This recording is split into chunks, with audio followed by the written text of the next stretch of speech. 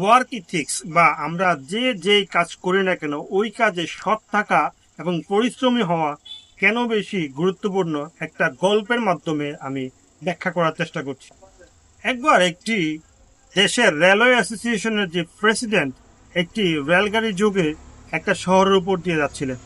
যাওয়ার পথে একটি স্টেশনে ট্রেনটি থামার পরে ও স্টেশনে তখন উপস্থিত যেসব কর্মচারী ছিল তাদের মধ্য থেকে একজনকে ডাকে।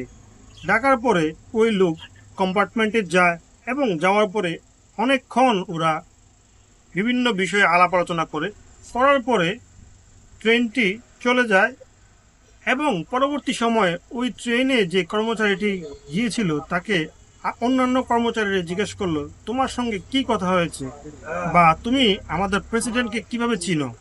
তখন ওই লোকটি যে উত্তরটা দিল, এই লোক